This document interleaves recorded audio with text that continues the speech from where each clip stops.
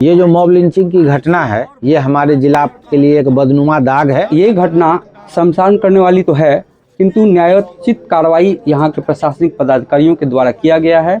और जो धाराएं लगाई गई हैं 126(2) वो है फोर्सफुल रिस्ट्रेंट का, कि रोका गया उनको और उनके साथ मारपीट की गई। ये जो धारा है इसमें है कि आप किसी को रोक नहीं सकते हैं जबरदस्ती।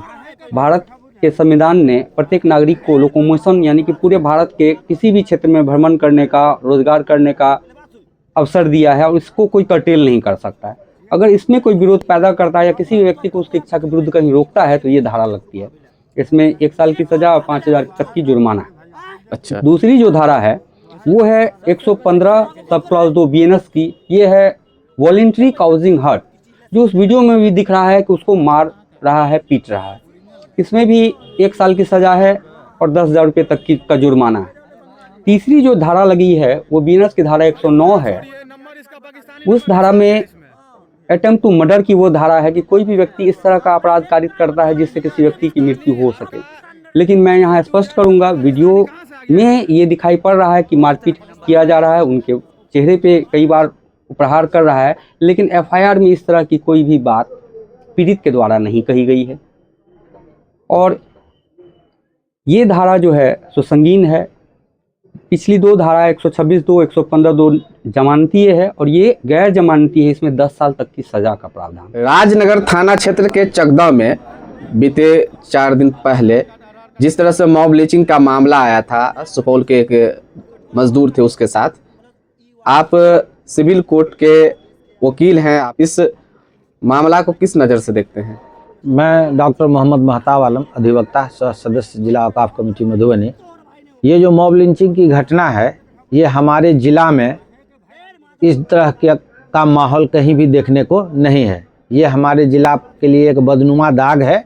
लेकिन इस घटना के घट जाने के बाद जिस तरह से यहाँ की मधुबनी ज़िला की और स्थानीय आम जनता ने इसके खिलाफ आवाज़ बुलंद किया, इससे पता चला कि हमारा ज़िला ऐसी घटना को कभी भी बर्दाश्त नहीं करेगा।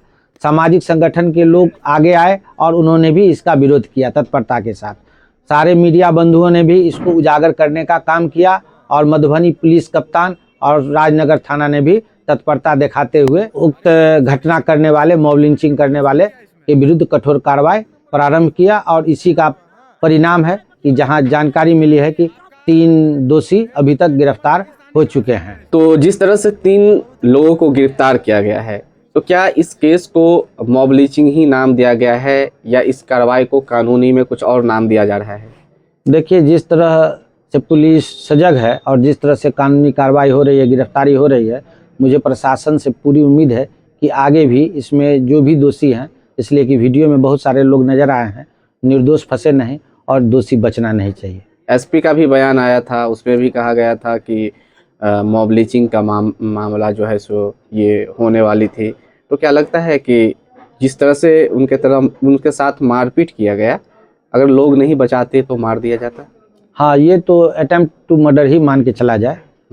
बहुत संगीन से संगीन धारा पर जो है उस पर कार्रवाई होनी चाहिए और इस तरह से अनुसंधान हो, इस तरह से कांड देने की लिखावे कि आगे बच करके अभियुक्त न निकल सके, आसानी से बेल नहीं पाए और त्वरित फास्ट ट्रैक कोर्ट में जो है उसका निष्पादन हो और जल्द से जल्द सजा मिले। व्यवहार न्यायालय इस विषय में किस तरह की नज़र रखते हैं? सारे लोग सजग हैं। इस तरह की घटना निंदनीय है। सभी एक तरह से निंदा किए हैं। कोई भी समाज, मधुबनी समाज का हर वर्ग, हर पेशे के लोग इसके खिलाफ है। राजनगर थाना क्षेत्र के चकदह में जिस तरह से मॉब लिंचिंग का केस हुआ और सर का कहना है कि अभी तक लगभग 3 लोगों की गिरफ्तारी हो गई, इस मामला को आप किस नज़र से देखते हैं? नमस्कार। पहले तो मैं आपके चैनल के सारे दर्शकों को नव वर्ष की हार्दिक शुभकामना देता हूं। और जहां तक ये मामला है, इस मामला में मैंने वीडियो भी देखा है और FIR को भी पढ़ा है। तो वीडियो देखने के बाद भी उसमें लोगों की भीड़ है, वो दर्शक के रूप में नज़र आ रहे हैं और एक व्यक्ति उनके साथ मारपीट की घटना कर रहे हैं, ये दिखाई पड़ रहा है। तो मैं सबसे पहले ये कहना चाहूँगा कि ये जो मिथिलांचल की धरती है, इस पर कम से कम मॉब लिंचिंग की घटना नहीं हुई है। और FIR में भी जो पीड़ित हैं उन्होंने स्पष्ट कहा है कि मेरे साथ 2 लोग मारपीट कर रहे थे। और पीड़ित ही अपने साथ हुए घटनाक्रम की सही वृत्तांत की व्याख्या करते हैं। तो मैं स्पष्ट कर देना चाहूँगा कि बीएनएस की जो धारा है 103 सब क्लॉज 2, उसमें मॉब लिंचिंग की परिभाषा है कि 5 या उससे अधिक लोग पीट के हत्या कर दे। जब तक 5 लोग नहीं रहेंगे तब तक मॉब लिंचिंग नहीं होगी, और जब तक हत्या में परिणत नहीं होती है तो उसको भी मॉब लिंचिंग की श्रेणी में नहीं रखा जाएगा।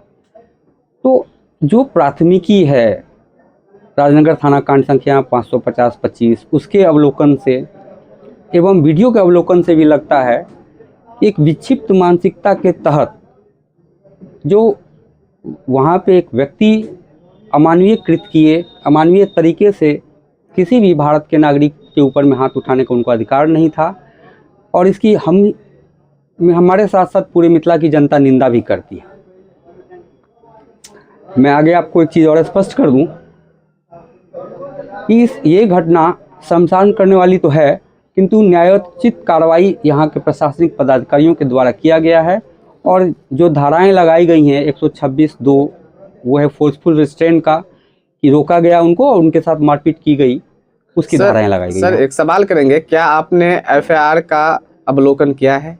जी, मैंने एफआईआर का अवलोकन किया है, और उस एफआईआर में जो धारा लगाई गई है वो बीएनएस की धारा 126(2) है, जो फोर्सफुल रिस्ट्रेंट के लिए है। भारत के प्रत्येक नागरिक को इस धारा के तहत क्या सजा हो सकती है? मैं ये बता रहा हूँ आपको, ये जो धारा है इसमें है कि आप किसी को रोक नहीं सकते हैं ज़बरदस्ती।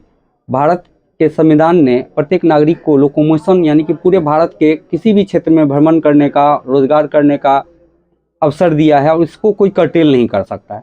अगर इसमें कोई विरोध पैदा करता है या किसी भी व्यक्ति को उसकी इच्छा के विरुद्ध कहीं रोकता है तो ये धारा लगती है। इसमें 1 साल की सजा और 5,000 तक की जुर्माना है। अच्छा। दूसरी जो धारा है वो है 115 सब क्लॉज 2 बीएनएस की, ये है वॉलेंट्री काउजिंग हर्ट, जो उस वीडियो में भी दिख रहा है कि उसको मार रहा है, पीट रहा है। इसमें भी 1 साल की सज़ा है और 10,000 रुपये तक का जुर्माना है।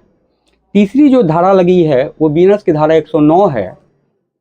उस धारा में अटेम्प्ट टू मर्डर की वो धारा है कि कोई भी व्यक्ति इस तरह का अपराध कारित करता है जिससे किसी व्यक्ति की मृत्यु हो सके। लेकिन मैं यहाँ स्पष्ट करूँगा, वीडियो में ये दिखाई पड़ रहा है कि मारपीट किया जा रहा है, उनके चेहरे पे कई बार प्रहार कर रहा है, लेकिन एफआईआर में इस तरह की कोई भी बात पीड़ित के द्वारा नहीं कही गई है। और ये धारा जो है सो संगीन है। पिछली 2 धारा 126(2), 115(2) जमानतीय है, और ये गैर जमानती है, इसमें 10 साल तक की सज़ा का प्रावधान। तो कानून अपना काम कर रही है। अगर किसी भी प्रकार से, किसी भी व्यवहार से किसी की जान जाती तो उसके लिए भी जो हमारे पुलिस के अधिकारी हैं उन्होंने सक्षम धारा लगाया है, और जितने भी व्यक्ति हैं प्रशासनिक पदाधिकारी अपने स्तर से उसको मॉनिटर करके पीड़ित को उचित न्याय दिलाने के लिए अग्रसर हैं। एक सवाल करेंगे कि आपने मीडिया का वीडियो देखा है, क्या आपने एसपी का बयान सुना है? अगर आपने सुना है तो क्या इस मामला को मॉब लिंचिंग का नाम दिया जाएगा प्राथमिक आवेदन के अनुसार? दोनों ही चीज़, मैं वीडियो जो मीडिया में चल रही है उन सारा वीडियो और प्राथमिकी में भी जो बयान दिया गया, दोनों में से किसी भी आधार पर ये मॉब लिंचिंग का मामला नहीं बनता, क्योंकि वीडियो में भी दर्शक के रूप में बहुत सारे लोग जमा हैं।